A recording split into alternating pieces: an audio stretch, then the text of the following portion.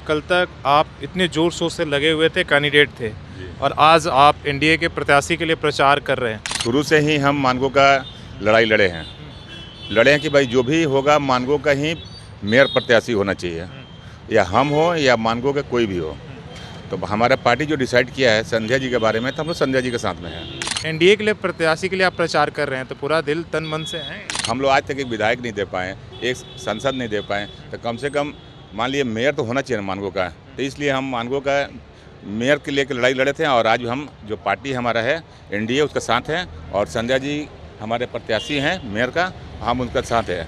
जो आपके प्रतिद्वंदी हैं सुधा गुप्ता जी, बन्ना गुप्ता जी की पत्नी, वो तो उन लोग अपनी कामयाबी जो दिखा रहे हैं कि भाई हमारे पास फ्लाईओवर है, हॉस्पिटल्स है। आप लोग उसके काट में कौन सा ऐसा मुद्दा लाएंगे? वो बोलते हैं कि हम एमजीएम हॉस्पिटल हैं, तो हम जहाँ तक जानते हैं कि वो रघुवर जी का देन है। फ्लाईओवर भी बना तो सफ़ेद एक तरह से हाथी ही हैं। तो ऐसा टेलीफोन दिया गया है ना कि सिर्फ वन वे है, माने हम उधर से फ़ोन आ सकता है, इधर से जा नहीं सकता, वही पुलिया का हाल है। हमारे साथ मानगो और जदयू के जो नेता हैं पप्पू सिंह हैं।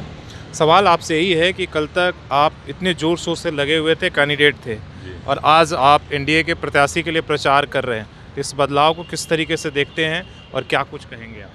देखिए, पार्टी का जो डिसीजन है वो संध्या जी को उनको समर्पित किया, मैंने टिकट मैंने दिया गया है, तो पार्टी के साथ हम हैं और माननीय विधायक सरजू जी के साथ हैं, और जो पार्टी का निर्णय हुआ है उसको हम मानते हैं, और मेरा जो पूरा समर्थन है वो संध्या जी के लिए इसलिए है कि हमने जोर से बोलिए। इसलिए कितना देखिए, शुरू से ही हम मानगो का लड़ाई लड़े हैं कि भाई जो भी होगा मानगो का ही मेयर प्रत्याशी होना चाहिए, या हम हो या मानगो का कोई भी हो।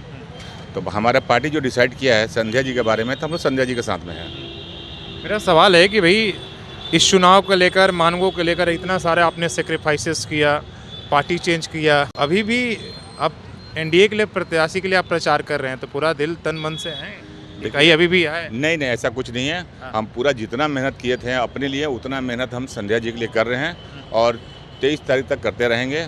आप पूरा कौन सा ऐसा मुद्दा है जिसे लगा कि नहीं हमें एनडीए के पक्ष में खड़े होने चाहिए या संध्या जी के लिए प्रचार करना? देखिए, सबसे बड़ा मुद्दा है कि हम लोग का इतना बड़ा मानगो 3.5-4 लाख का आबादी है, हम लोग आज तक एक विधायक नहीं दे पाए, एक सांसद नहीं दे पाए, तो कम से कम मान लिए मेयर तो होना चाहिए मानगो का। तो इसलिए हम मानगो का मेयर के लिए लड़ाई लड़े थे, और आज हम जो पार्टी हमारा है एनडीए उसके साथ हैं, और संध्या जी हमारे प्रत्याशी हैं मेयर का, हम उनके साथ हैं। हमको खुशी इस बात का है, कम से कम हमारे मानगो का एक शुरुआत तो हो।